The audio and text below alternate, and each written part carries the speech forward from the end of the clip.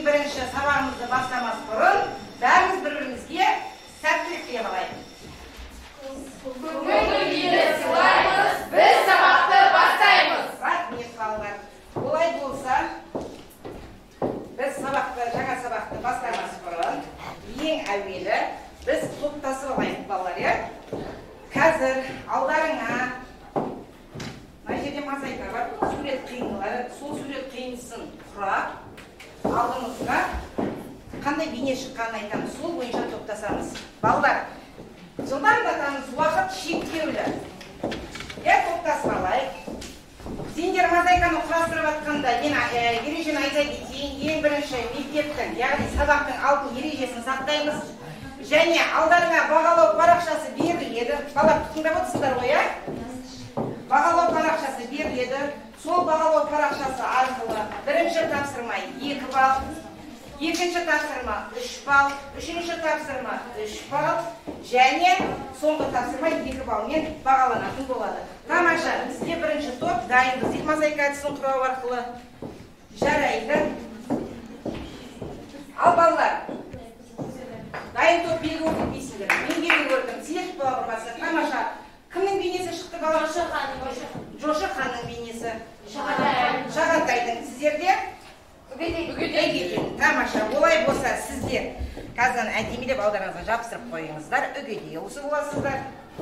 Сіздер Шағантай ұлысы боласыздар.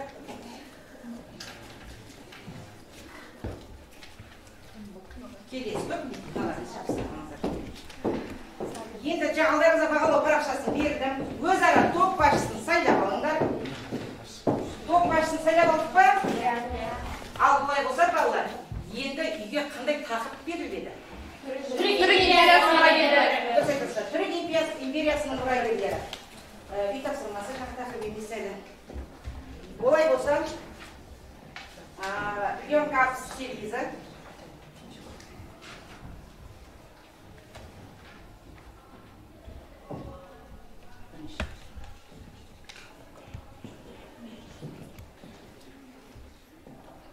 Ал балалар, мына жерде бізде үйге берген түрік империясының мұрагерлері деген тақырып берген болатын.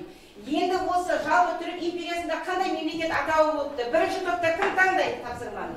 Мемлекет атауы түрік қағанаты. Бірінші түрік қағанаты. Кәнекей, түрік қағанатын. Қай жылдары? 552-603 жылы. Түрік қағанатын жазамыз. Ақын.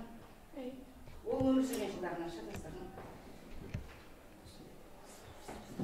Түрік қағанаты.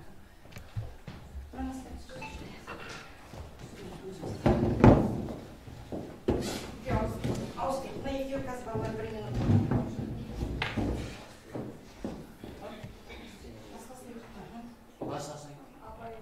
Балалар мына жерде қазір мына жерде батыс түрік, жалпы бұл жерде түрік қағанаты болады. Иә балалар? Мына жерде қай жылы қандай? 552-603 жыл, иә? 552-603 жыл. Ал енді территориясы қандай? Шығыс Алтай, Каспий теңізі, Арал-Маңа. Шығыс Алтай, Каспий теңізі, Арал-Маңа, дұрыс. Ал астанасы? Суяб. Астанасы? Суяб. Негізін қалаушылар кім? Бумын-Қаған. Бумын-Қаған, иә?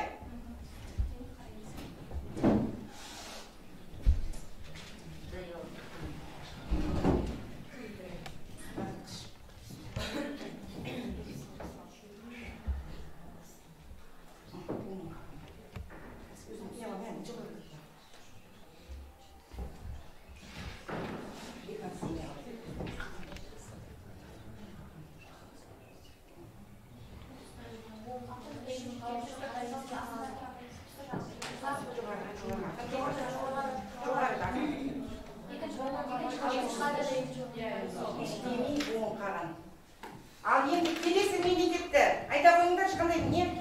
Батыс түрік қағанаты. Батыс түрік қағанаты. Батыс түрік қағанаты. Өмір сүрген жылдары? 603-704 жылдары. 603-704.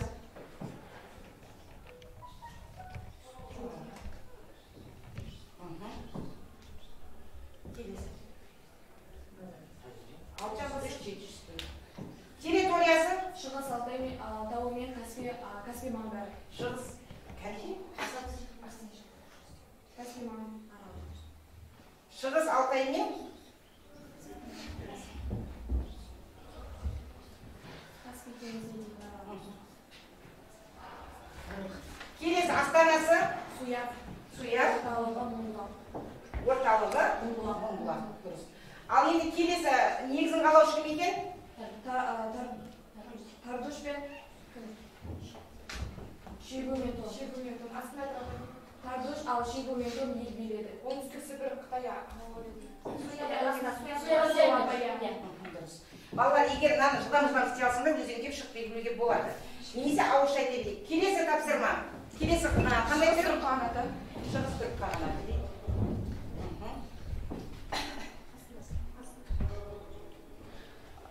Өмір сүрген жылы 682-744.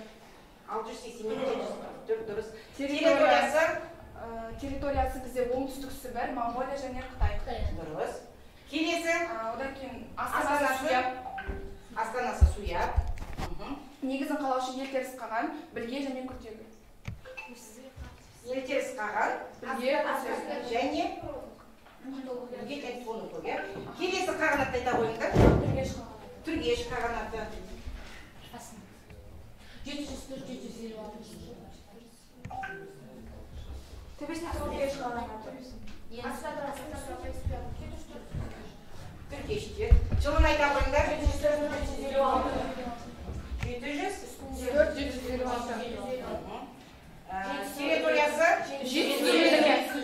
Астанасы және Күнгір.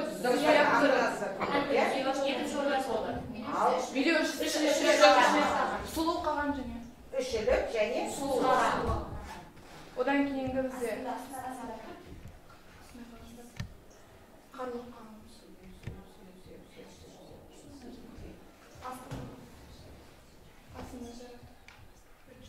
Сұлу қаған және Тұқасын. Соңғы мемлекет Қарлық қағанаты. Ал ол 974 жылдар, иә? 9 негіз балам. Территориясы жетісу жері. Астанасы Суяп. Бізде неяқта Суяп, бізде барлығының астанасы Суяп болған, иә? Ал келесі негізін қалаушы кім балалар? Білге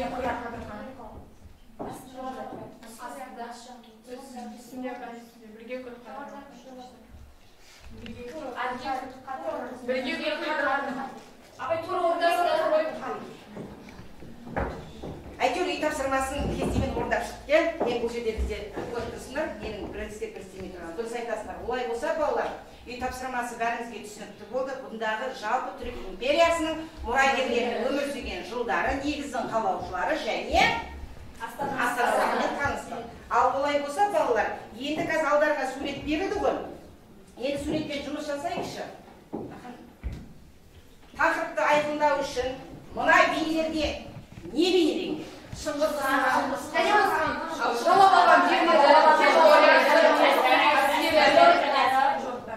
әскери жорықтар, дұрыс айтасыздар. Олай болса, бүгінгі біздің өтетін сабағымыздың тақырыбы балалар Шыңғыс хан империясы және оның мұрагерлері. Сабағымыздың мақсаты мемлекет курсында сабақтаста анықтай отырып Қазақстан аумағындағы ұлыс жүйесінің дамуын зерттейміз және оның кезеңдерін түсінеміз, тарихи оқиғаны анықтаймыз. Ал енді осы бүгінгі сабақ барысында балалар, қазір бейнеролик көру барысында яса заңдары, бор жігін, баһадүр, кешік, жорық жаңа сөздермен танысатын боламыз.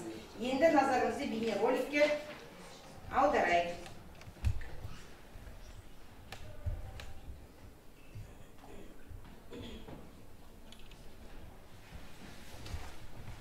Мұқият.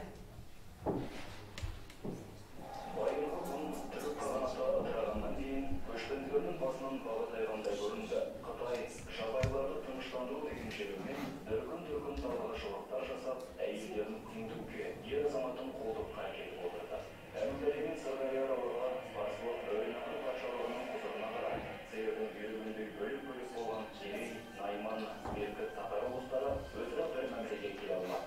Арғы Ғұн империясының тұсында да, одан кейінгі түрік қағанаты кезінде де Тынық мұхитының жағалауындағы алақандай жерде иемденіп отырған қытайлықтар уақыт өте келе қуатты Тибет империясын құлатып, түркілерді ығыстыра берді.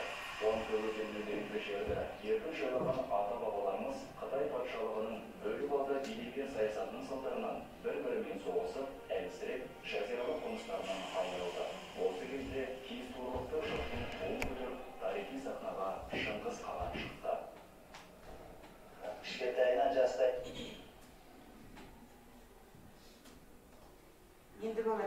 екінші бейнероликке аударайық.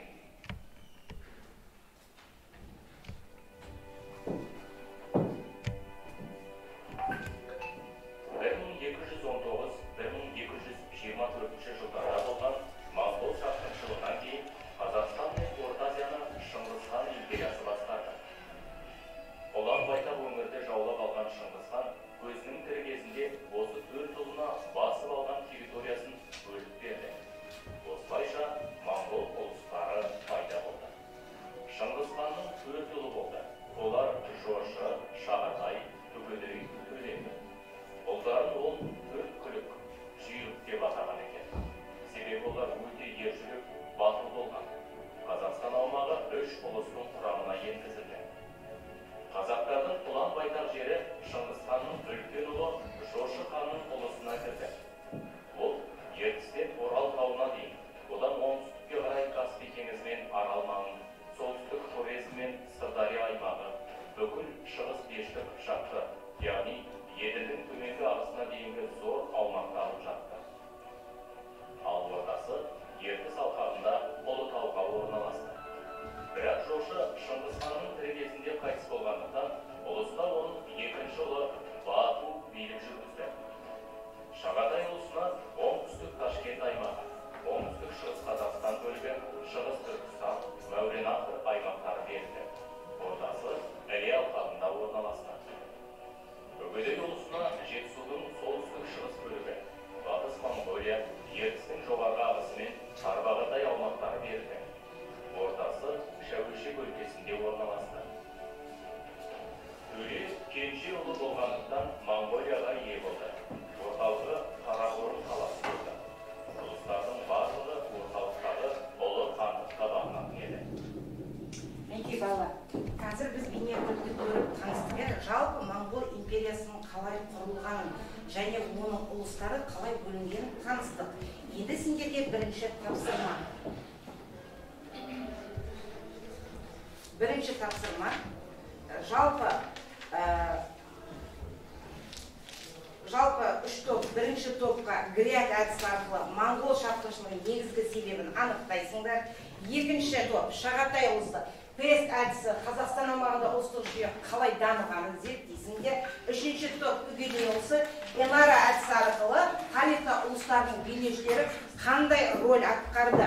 Берілетін уақыт балалар жалпы 15 минут уақыт беріледі. Осы 15 минуттың ішінде постермен жұмыс жасайсыңдар, түсінікті талқылайсыңдар, қорғауға 5 минут уақыт беріледі. Түсінікті ғой? Олай болса тапсырма дискрипторды ашамыз. Келесі слайд болайық. Гряд әдісінің дискрипторы және келесі әдіс-тәсілдер. Балалар, бұлардың әдіс-тәсілдердің бәрі сендерге берілген болатын. Білесіңдер, өн бойғы сабағымызда өтіп жүрген әдіс-тәсілдер. Гряд әдісін ашады. Бірінші топ. Елеулі бетбұрыстық оқиғаны, моңғол шапқыншылығы кезіндегі елеулі бетбұрыстық оқиғаны зерттейсіңдер, есте қаларлық оқиғаны анықтайсыңдар, маңызды оқиғаның себеп салдарын жазасыңдар және болашаққа қалай әсер етті кездескен қиындықтарды анықтаймыз. Жұмыс жасаймыз. Келесі Пест әдісі. Бұл біздегі Шағатай ұлысына саяси факторды және экономикалық фактор, әлеуметтік фактор, технологиялық факторларды анықтап зерттейсіңдер. Берілетін уақыт 15 минут. Келесі Энара әдісі. Есте қалатын қандай оқиға, нәтижесі қандай, айрықша мәнді сол тарихи кезеңдегі оқиға қалай көрініс тапты. Және келесі резонансты. Қазіргі өмірге әсер етті ме? Осы моңғол шапқыншылығы, ұлы дала тарихы қазіргі қазақ еліне әсер етті ме? Сонымен байланыстырасыңдар және басқа да қырларды түсінуге жол ашатын оқиғаны анықтайсыңдар. Ол біздегі қандай әдіс? Энара әдіс тәсілі. Жылдамдатып тапсырманы орындаймыз.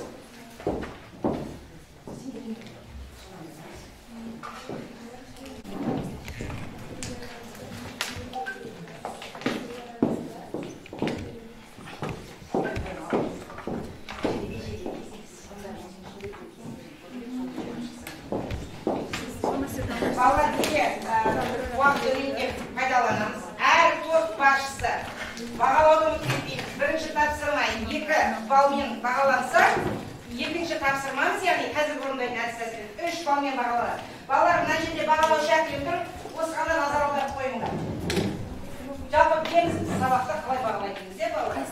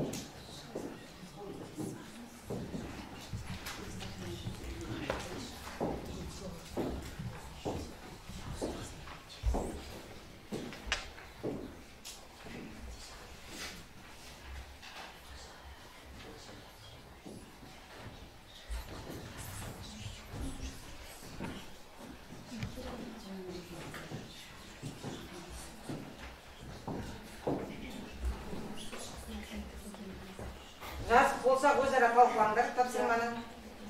2 минут талқылау, 3 минут қорғау.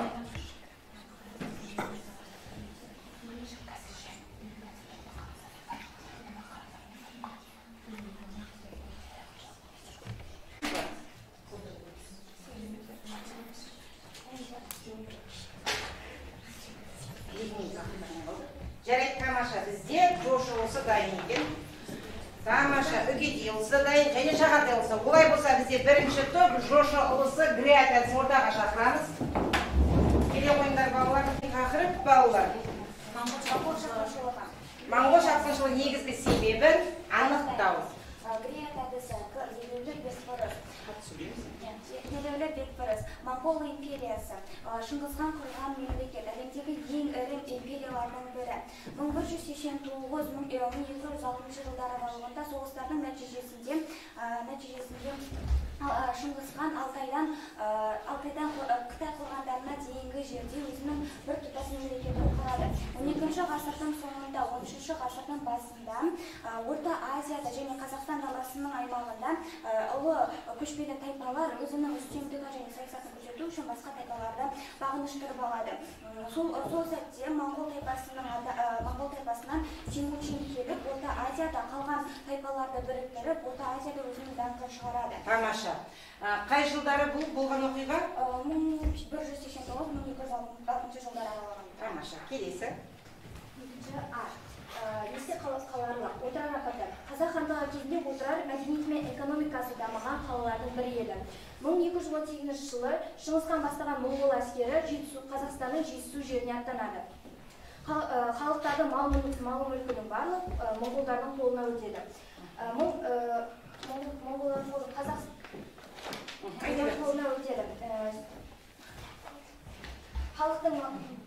Моңғолдар 1219 жылы 200 мыңға жуық әскерімен отырарға шабуыл жасайды.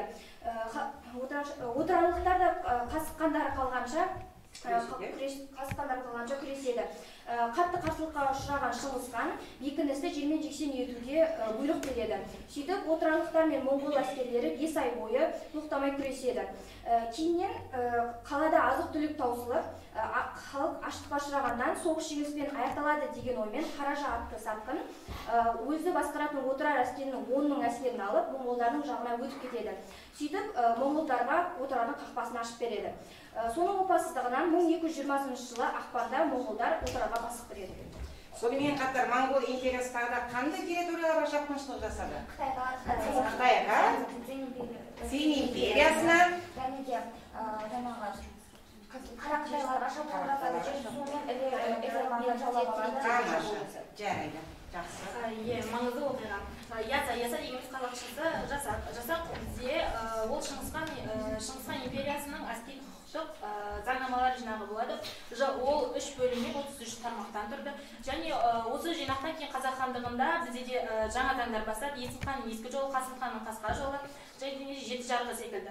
Ал Шыңғысханға келетін болсақ, Шыңғысхан бәйбішесінен Бүрте деген әйелінен 4 бала тарайды. Оны елдің барлығы алтын ұрық деп аталып кетеді.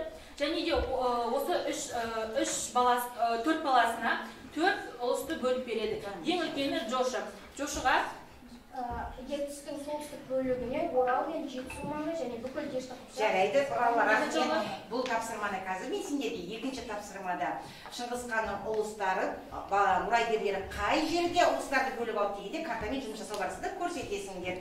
Келесі. Және бізде болашаққа әсері қазақ халқының әлеуметтік, экономикалық және мәдени жағдайларын едәуір өзгерте отырып, және сол аймақтардағы этникалық процестерді дамытты. Және Еуразия аймағындағы этникалық процестерді дамытып, сол жақтардағы жаңа халықтардың, этникалық топтардың құрылуына көп әсерін тигізді. Және қауіп-қатер 1221 жылы Шыңғысхан әскері Хорезмді және Орта Азияны жаулап алды.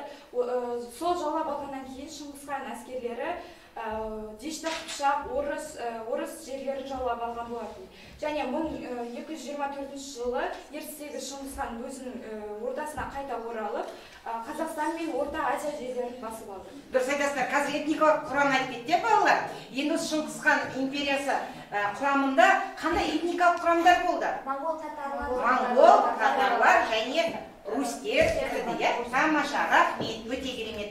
Отыра қойыңдар. Бұл топты үшінші топ бағалап отырсыңдар ғой, ал енді біз ортаға Шағатай ұлысын шақырамыз. Тамаша Жошы ұлысын. Жылдан қатамыз. Бізге берген тапсырма пресс-әдістер зерттеу сұрағымыз Қазақстан аумағында ұлыстық жүйе қалай дамыды. Саяси фактор. Моңғол империясы көшпелі империялар арасындағы неғұрлы дамыған және толық түрі болып танылды. Және оны басқару үшін де арнайы бір құқықтары, ережелері керек болды. Сол ережелер мен құқықтарын жазып шықты. Және оны ұлыстық жүйе деп атаған болатын. Ұлыстық жүйенің ішінде барлығына бірдей орта құқықтар, ережелер, жасақтар болды. Және оның ішінде қылмыстан жасаған қылмыскердің жазасы мен қылмыстың да жазалау түрі де болды. Ол тікелей Шыңғысханның ұрпағына да және хан империясының қоластындағы адамдарға да осы ұлыстық жүйесінің ішіндегі заңдарға бағынуға тиіс болды. Және уақыт өте келе шариғатқа бағынатын мұсылман адамдар олар осы ұлыстық жүйеге бағынғысы келмеді. Біраз уақыт өткеннен кейін Шыңғысханның ұрпақтары мен әскери көшпелілер бұлар жаңағы ұлы жасақты ысырып қойып ислам дінін қабылдап кеткен болады. Экономикалық фактор, яғни Шыңғысхан империясы економикасы жағынан моңғол тайпаларына жоғары болды. Және моңғол тайпаларында әлеуметтік экономикалық дамулар орын алып жатты. Олар екіге бөлінді. Орман көшпелілері және де көшпелі қыр халқы деп. Орман халқы негізінен аналаумен айналысса, көшпелі қыр халқы олар мал шаруашылығымен айналысып отырды. 12-13 ғасырлардың басында онда әлеуметтік экономикалық факторлар жағынан феодалдық даму орындала бастады. Және 13 ғасырдың басында моңғол тайпасы феодалдық мемлекет болып қалыптасты. Дұрыс айтасың. Феодалдық мемлекет дегеніміз не еді, балалар? Дұрыс айтасың.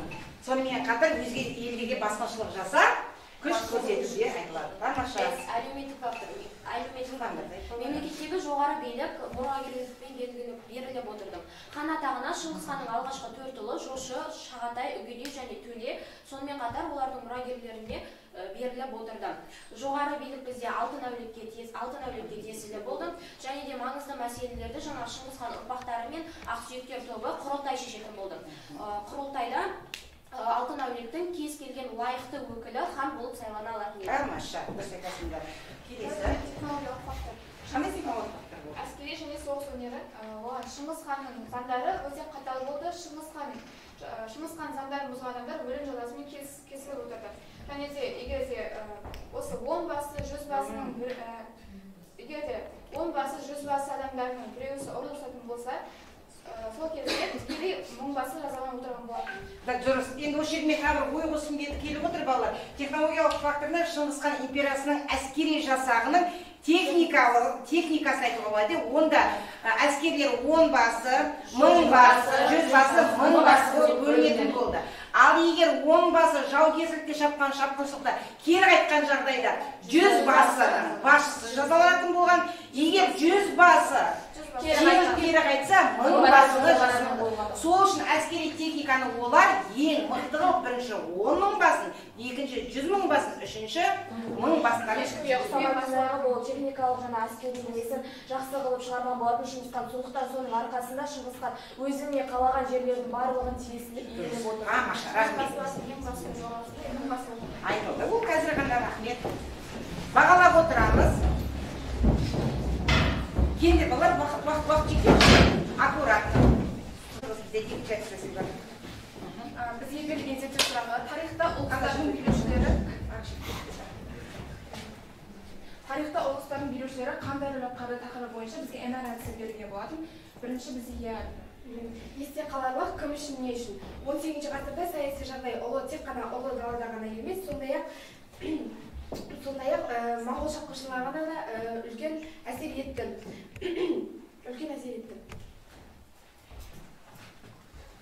Нәтижелі Хорезмді жаулап алу. 1219 жылы Шыңғыс хан жорыққа 200.000 әскермен аттанды. Оның әскерлер бірнешеге бөлінді. Шыңғыс ханның ұлдары Шағатай мен Үгедей отырарды қоршап, оны 5 ай қоршаудан кейін бағындырды. Ал жошы Сығанақ пен Женітті және де басқа да бекіністерді өзіне қаратты. Жарайды. Келесі. Жалпы бұл жерде Энараның бізде N деген жорыққа шыққан қанша мыңдық әскерлері туралы айту керек тұғын.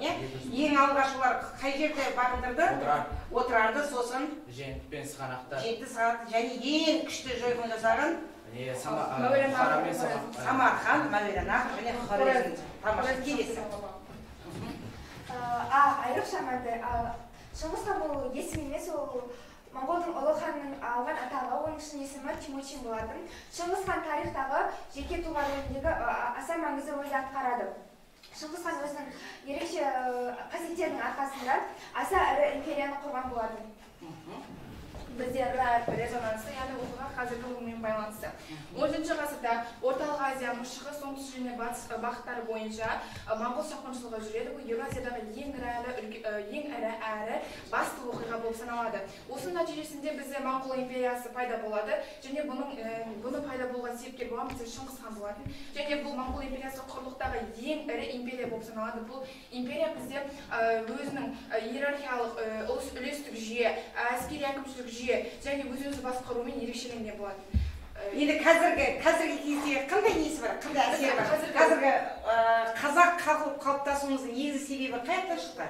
Біздің осы моңғол шапқыншылығы, моңғол империясының Қазақстан Республикасына территориясына кіруіне бастаған. Жалпы дұрыс айтасыңдар. Рахмет бала. Кейін бізде арғы, ең әрі бойынша соңғы арық моңғол мемлекет, яғни айрықша мәнді айқындайтын дегенді білдіреді. Моңғол мемлекеті түркілердің дәстүрін елеулі өздеріне қабылдаған болатын. Моңғол мемлекеті бізде 3 бөлікке бөлінген, бұл қанат, сол қанат және орталық қанат. Осы 3 бөлікке бөлінген, осы 3 бөлікті бізде төмен басылар басқарған болатын. Төмен басылардан кейін 1000 басылар, одан кейін 100 басылар мен 1000 басылар басылған. Тамаша, бұл нәрсе айтылды. Бірінші топ бағалап отырамыз. Енді мен осы жерде қазір бір ой қосқым келіп отыр ойларына балалар.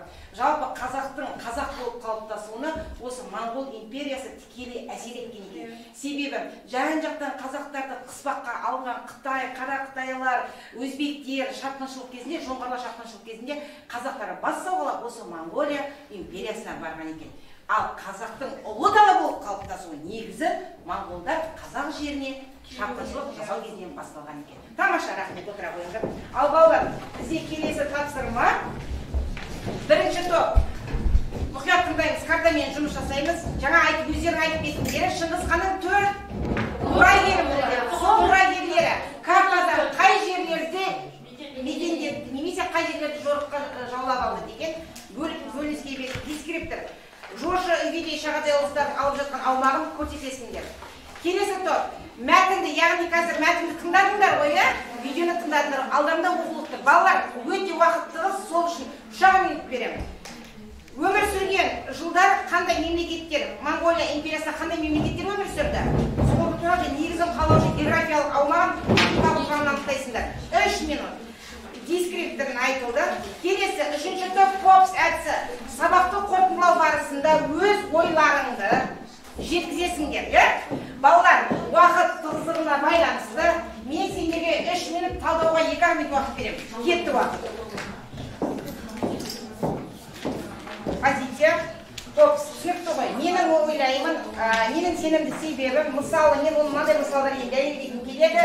Және осының негізінде мынандай қорытынды жасаймын деп сабақты қорытындылайсыздар. Кестені жарайды.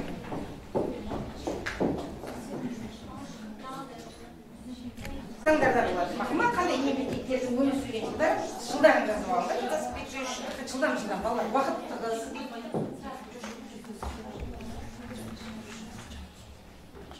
Балалар уақыт өте тығыз.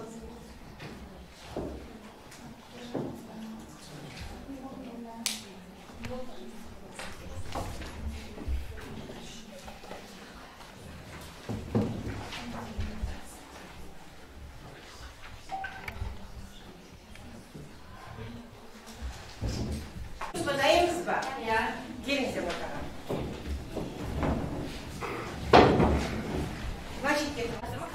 Шағатай Шыңғысхан өзінің басып алған жерлерінің бәрін 4 ұлына бөліп берді. Ең үлкен ұлы Джошы. Қай жерді, қай территория дедің? Көрсеттің ғой территория? ертістің батыс бөлігінен бүкіл дешті қыпшақ және Арал Каспий маңындағы жерлер берді. Екінші ұлы Шағатай. Шағатай облысы, Нәуетен және Шығыс Түркістан және Жетісу жерлерін бөліп берді. Хорезм, Шах, Жетісу жерлері. Үшінші ұлы Үгедей. Үгедейге бізге Алтай және Тарбағатай батыс Монғолия жерлерін бөліп берді. Ең кіші ұлы Төлеге, ол Кіндік Монғолияны бөліп берді. Кіндік жері Монғолия. Бармаша, рахмет. Екінші топ бағалап отырыңыздар. Ал екінші топ дайынсыз ба? Жылдамдатай. Кесте. Қандай мемлекеттер өмір сүрген туралы? Жылдан осы үстіне қандай мемлекеттер?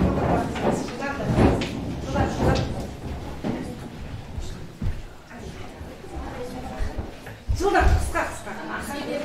Бұл кестемен жұмыс қылатын, яғни Монғол империясы кезіндегі өмір сүрген мемлекеттеріміз, яғни Қыпшақ өмір сүрген жылдары 1206 және 1291 жылдар. Негізін қалаушы Жошы облысына кіріп отырды. Географиялық аумағы Орта Азия мен Шығыс Еуропа. Этникалық құрамында бөрілі, жетек, қаңлы, субар елдері кірді.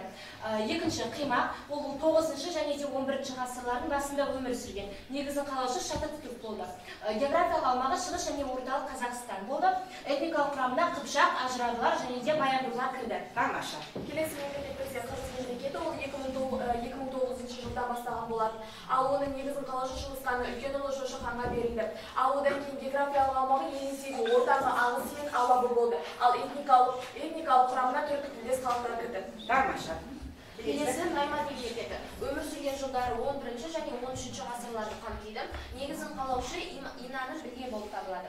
Географиялық аумағы Ертістен Орхолға дейінгі Алтай мен Хинкан таулы өлкесін қамтыса, этникалық құрамы батысында қаңлылар, оңтүстігінде қырғыздар және солтүстігінде ұйғырлар өмір сүрді. Тамаша. Бізде Керек мемлекеті өмір сүрген жылдары 1203 жылда Моңғол империясының құрамына кірді және негізін қалаушы Моркус Бүйрік хан болған. Географиялық аумағы бойынша Селинкадан Шығыс Моңғол құрамына дейін болған. Этникалық құрамынан Жеткен, Мұхой, Сакат, Турмаут, Албат болған. Дұрыс айтасың, географиялық аумақ қайтарынан оқып жүрмеш, негізі? Географиялық аумағы бойынша Селинкадан Шығыс Шығыс Моңғол құрамына дейін болған, құрамына ендер. Тамаша, рахмет. Ал енді ортаға 3-ші топты шақырамыз. 3-ші топ өз ойларыңды ортаға шығып, жоқ, деп айтересің кезде болады. Менің ойымша, бірінші фракция. Содан балалар. Жай аяғаным. Болды. Менің ойымша, Моңғол империясы Шыңғысханның тұсында ерекше дамыды және гүлденді. Мемлекеттік басқару хан, қаған жүйесі одан әрі ерекше дамыды. Мен сенімдімін, себебі мемлекеттегі жоғары билік Шыңғыс ханның әулет тұсында мұрагерлікпен қалдырған болды. Яғни Шыңғыс хан атағына Шыңғыс ханның 4 ұлы Жошы, Шағатай, Үгедей мен Төлек және оның ұрпақтарына ғана тиесілі болды. Одан кейінгі мысалы мен оның мындай мысалымен дәлелдей аламын. Моңғол шапқыншылығы кезінде ол үлкен империя болғандықтан оған басқару жүйесі, заңдар жүйесі қажет болады. Ол заңдар жүйесін Шыңғыс хан өзінің яса ұлы жасақ заңын қабылдаған болатын. 1260 жылы ол құрылтайда қабылданған және 1225 жылы ол бекітілген болатын. Бұл жасақта мол жасақта Шыңғыс ханның өзінің нақыл сөздері берілген және де оған құқықтық ережелер берілген болады. Ол сенің дәлеліңмен нақты жасасаңдар аясында. Ал келесі қорытынды мен оны былай қорытындай аламын. Жалпы көшпелілердің мемлекет жүйесінде таңдалып өрістау ел билеушісін хан қоған деп атау, елін жүзге бөліп басқару, хан ордасының әкімшілік істерін жүргізудің біршама тиімді. өз сөзіңмен айтшы.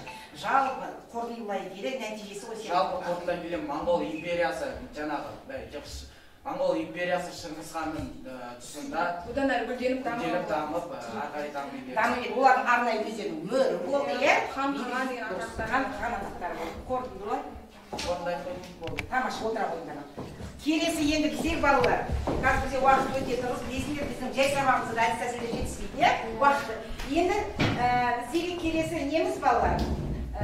Бекіту сұрағы жалпы бүгінгі сабақта не білдік, не түсіндік, Сократ сервис арқылы қазір жылдамдатайық. Уақыт тығыз балалар, тағы да ескертемін. Балалар, сілтемен жеп қойдың жылдамдатыңдар сотканы. Сол бойынша бекіту сұрағы бойынша қазір мұнда несі шығады, жылдамдатамыз. Балалар, әлі бізде кері байланысымыз бар бүгінгі сабақта алған. Жылдам. 1, 2, 3, 4, 5, 6, 7, 8.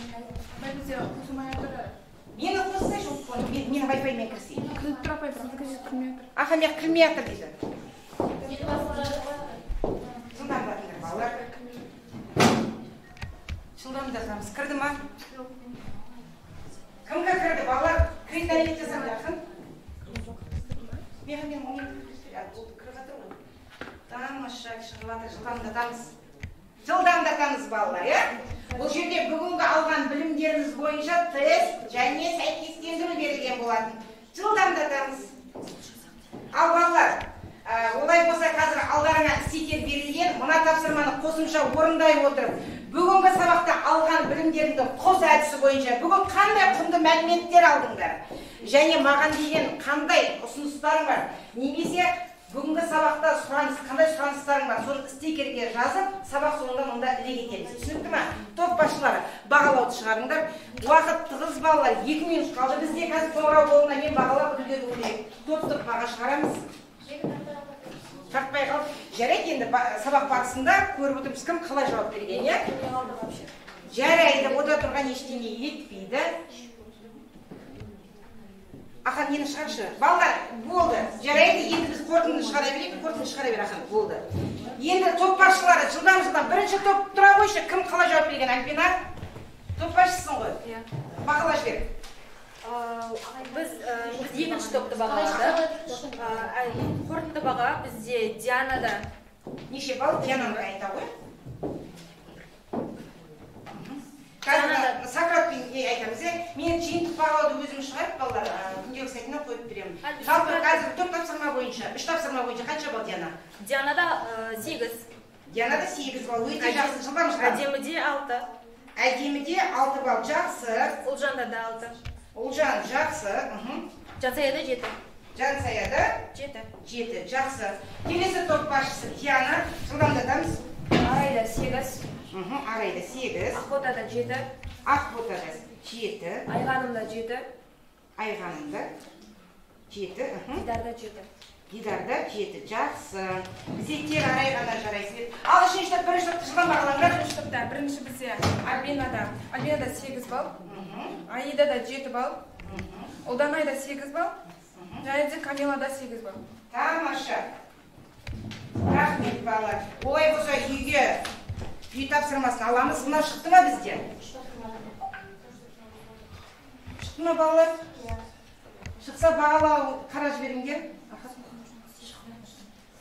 Қазір шықсын, е? Енді үйге тапсырма, балалар.